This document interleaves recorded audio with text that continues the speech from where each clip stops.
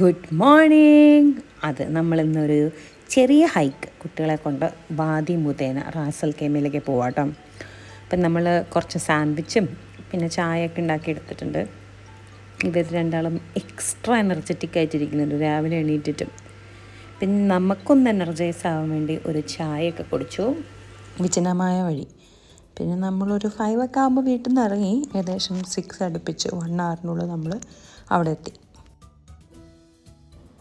അവിടെ തന്നെ car parking facility ഒക്കെ ഉണ്ട് കേട്ടോ. അപ്പോൾ അവിടുന്ന് ഞങ്ങളെല്ലാം ആവശ്യത്തിനുള്ള കുറച്ച് വെള്ളവും അങ്ങനത്തെ സാധനങ്ങളെല്ലാം ബാഗിലാക്കിയിട്ട് ഞങ്ങൾ നടന്നു തുടങ്ങുകയാണ്. നല്ല വെതർ, പിന്നെ അടിപൊളി സ്കൈ.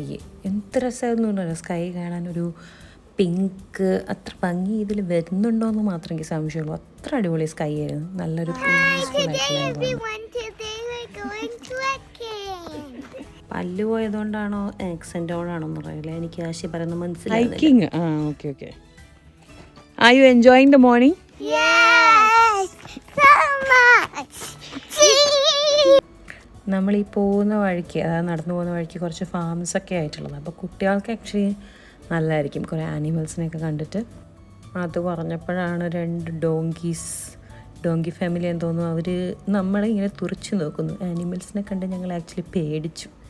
പിന്നെ അത് കഴിഞ്ഞ് ഒരു റോക്കി ടെറൈൻ പോലത്തെ ഒരു സ്ഥലത്തെത്തും കേട്ടോ. എനിക്കൊന്ന് മഴയാകുമ്പോൾ വെള്ളമൊക്കെ ഒഴുകുന്ന സ്ഥലത്തൊന്നും അതുപോലെ ഉണ്ട് കണ്ടിട്ട്. പിന്നെ അവിടെ നിന്ന് നമ്മൾ കുറച്ചുകൂടി നടന്ന് പോയ ഒരു ക്യാമൽ ഫാമിൻ്റെ അവിടേക്ക് എത്തും. ഏകദേശം ഈ സമയമൊക്കെ ആയപ്പോഴേക്കും നമ്മുടെ ഈ 2 കുട്ടികൾക്ക് നന്നായി വിശക്കാൻ തുടങ്ങി. അപ്പോൾ ഞങ്ങൾ തിരിച്ച് നടക്കാൻ തുടങ്ങി കേട്ടോ. തിരിച്ച് നടക്കാൻ തുടങ്ങിയത് ഒരു വിധത്തിൽ നന്നായി. ഞങ്ങൾ നടക്കുമ്പോഴേക്കും പിന്നെ വെയിലൊക്കെ ആയി തുടങ്ങിയിട്ടുണ്ട്.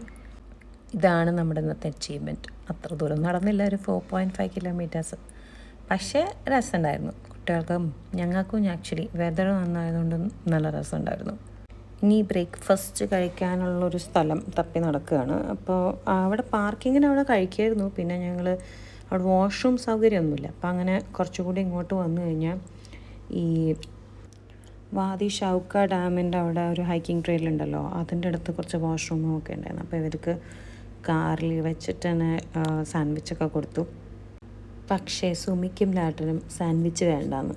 അങ്ങനെ ഞങ്ങൾ പിന്നെ നേരെ നെസ്റ്റോ, നമ്മുടെ മുംബൈയിലുള്ള നെസ്റ്റോയിലുള്ള സസ്യയിൽ വന്നു. അപ്പോൾ പിന്നെ നമ്മൾ ബാക്കി ടീംസിൻ്റെയും കൂടി വിളിച്ചു. നീതു, പ്രശാന്ത്, പിന്നെ വാ അങ്ങനെ എല്ലാവരും കൂടി അവിടെ നിന്ന് ഭക്ഷണമൊക്കെ കഴിച്ചു. ഇനി വീട്ടിൽ പോയിട്ട് കിടന്നുറങ്ങട്ടെ. അപ്പം അത്രേ ഉള്ളൂ. ബൈ.